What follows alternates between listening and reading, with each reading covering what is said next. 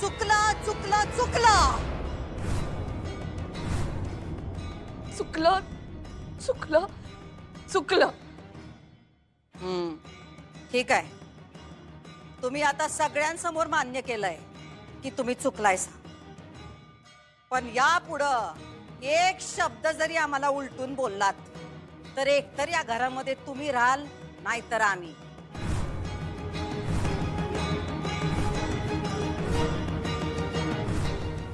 बोला, हाय मंजूर?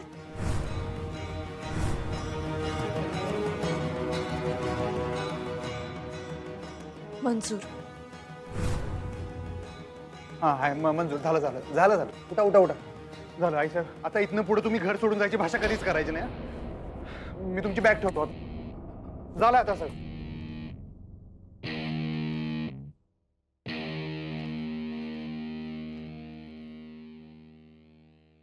सुनबाई, सत्य का सुख हे ठरवा आता. कारण जिथं सत्याला मोल नसतं तिथं सत्याची टिमकी वाजवायची नाही.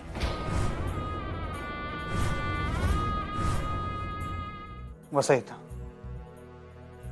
इथं बसा, आराम करा तुम्ही. ही बॅग आत्ताच्या आत्ता मोकळी करा. तुम्ही लक्षात ठेवा, ही बॅग आता परत कधीच भरायची नाही. अधिपती, आम्ही हे सगळं मुद्दामून नाही हो केलं. नाही हो, तुमची काही सुद्धा चूक नाही आई साहेब. बरं जाऊ दे की आता तो विषय सोडा. सोडा, जाऊ दे. तुम्ही आराम करा. धनाजीला सांग जेवणाचं बघ म्हणा. तुम्ही आराम करा. वय सांग. मी आलो जरा. तुम्ही रागाला नव्ह ना आमच्यावर? तुमच्यावर कशाला रागवी नाही साहेब? नाही म्हणजे आम्ही सुनबाईंना नाक घासून माफी मागायला लावली म्हणून? नाही, त्यांची चूक झाली होती, माफी तर मागायला पाहिजे ना. जाऊ दे, तो विषय सोडा की तुम्ही. जाऊ दे, सोडा सोडा. मी आलो, तुम्ही बसा. मी जाऊ ना? ते मोकळ कर म्हणा.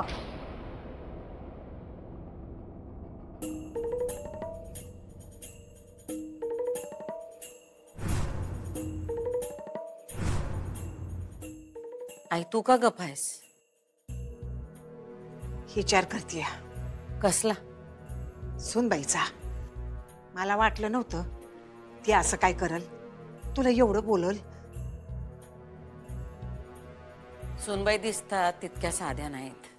उलट आज त्यांनी जे केलं ते बरंच केलं. सगळे पत्ते उघडले त्यांनी. आता आम्हाला काय बी टेन्शन नाही. म्हणजे त्या जेव्हा घरातल्या प्रत्येक गोष्टीत नाक खुपसत होत्या तेव्हाच आम्हाला भीती वाटत होती. ह्या कधीतरी काहीतरी करणार म्हणून भीती वाटायची की सगळं जर ह्यांना कळलं तर काय होईल, कुठल्या कुठे जातील गोष्टी. आम्ही हे सगळं कसं हाताळू या विचारानं आम्हाला झोप नाही लागायची. पण आता सगळ्यांना सगळं कळलं आहे. आता आम्हाला कशाची बी भीती नाही.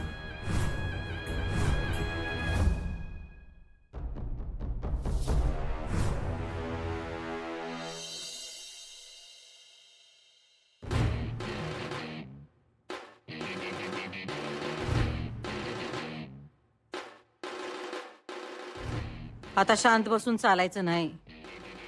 सुनबाई जरा आतीच करायला. लवकरच त्यांना बाहेरचा रस्ता दाखवावा लागेल.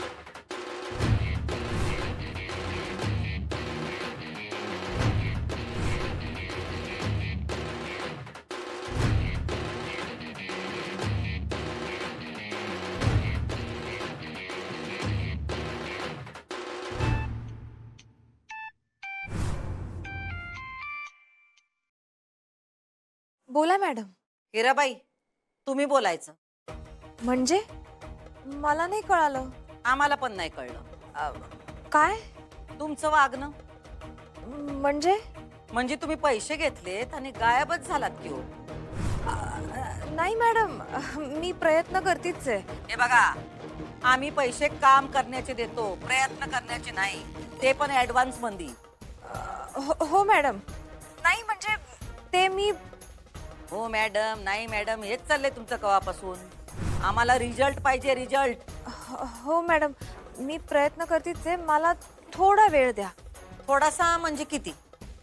1 महिना. काय करताय अधिपती? अधिपती काय करताय? बॅग का भरताय? काही दिवस मला माझं तोंड बघायचं नाही. एकांत पाहिजे मला. एकांत? मी जे काय वागलं ते मला बिलकुल पटलेलं नाहीये आणि आता काही बोलू नका तुम्ही कृपा करून. मला भांडायचं नाही. मी जातो. तुम्ही का जाताय अधिपती? हे घर तुमचं आहे. तुम्ही मला सांगितलं होतंच ना माहेरी जायला. मग मी जाते मी.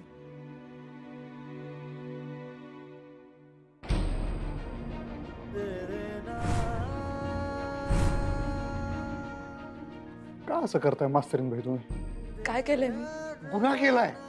आई साहेबांसंग असं वागून आमच्या नजरेत लय मोठा गुन्हा केलाय तुम्ही मास्तरीन. ज्या गुन्ह्याची मी नाक घासून माफी मागितली अधिपती, त्याच गुन्ह्याची शिक्षा तुम्ही अजूनही देणार आहात मला. मला वाटलं मी नाक घासलं, माझ्या पापाचं परिमार्जन झालं, पण आता तुमचेही पाय धरू का मी? ठीक आहे. मला कळत कसं नाही. अहो जीव चढला हो आमचा तुमच्यावर. तुमच्यासाठी जीव देऊ शकतोय आम्ही. मला जीव नकोय तुमचा. बायको म्हणून रिस्पेक्ट हवाय, सपोर्ट हवाय तुमचा. पण तो काय आमच्या मनात नाही. मनात आहे. हा आणि काही नाही. आणि मनात आहे आणि काय मग पुढं? काही नाही. असं कसं मनात आहे पण काहीतरी म्हणत होतं की? आपला ताण असाच राहणार आहे का नेहमी? तुम्ही मला वचन द्या आणि सांगा असं ह्या पुढे कवाच करणार नाही. तुम्हाला खरंच असं वाटतं अधिपती की जे झालं त्यात फक्त माझा दोष होता? तुम्हा सगळ्यांचा काहीच दोष नव्हता असं वाटतं तुम्हाला? बाबा मी ह्यावेळेस खरंच सांगतेय.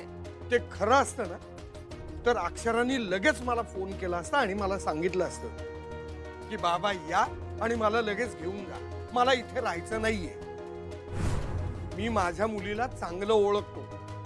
ती प्रत्येक गोष्टीसाठी स्टँड घेते. ती अन्याय अजिबात सहन करत नाही. मला सगळं मान्य आहे बाबा. मला ताईचा स्वभाव माहितीये ना. पण तिच्यात तेवढी ताकद नाहीये आता की ती स्टँड घेऊ शकेल. हे बघ तिची ताकद मला चांगलीच माहिती आणि तू नको काळजी करूस तिची. तू आता हे मान्य कर की ती सुखात आहे. उगाच कुणाचं तरी काहीतरी ऐकून स्वतःचं डोकं फिरवून घेऊ नकोस आणि माझंही डोकं फिरवू नकोस. यांना कसं कन्व्हिन्स करू मी? नाही काय आहे, महिन्याभराच्या आत जर अधिपतींनी तुमच्या बहिणीला माहेरी आणून सोडलं तर त्याचं क्रेडिट काही तुम्हाला मिळणार नाही आणि पैसे पण मिळणार नाही. माझ्याकडे एकच महिना वेळ आहे. पूर्ण ऐकून जा प्लीज. तुमचा मूड परत तेच आहे. आई साहेबांनी दोष द्यायला लागलाय परत तुम्ही. मी त्यांना नाही दोष देते अधिपती, तुम्हाला दोष देते. माझी चूक झाली मला मान्य आहे. त्यासाठी मी माफी पण मागितली. तुमच्या चुकीचं काय? त्याची माफी कोण मागणार? आमची कसली चूक? फॅमिलीचा भाग आहे ना अधिपती. या घरची सून आहे. माझ्यापासून सत्य लपवून तुम्ही सगळ्यांनी चूक केली असं नाही वाटत का तुम्हाला?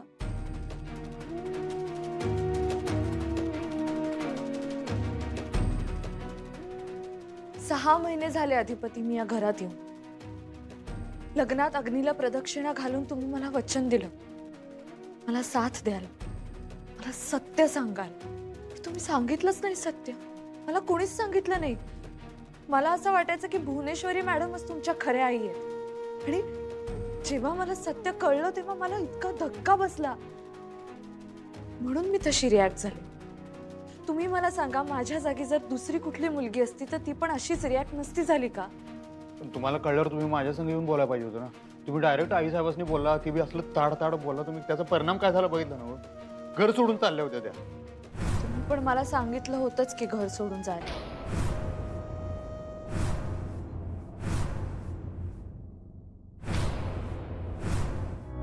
पहा तुला शिकवीन चांगलाच धडा चे सर्व एपिसोड्स एकदम फ्री फक्त ZEE5 वर.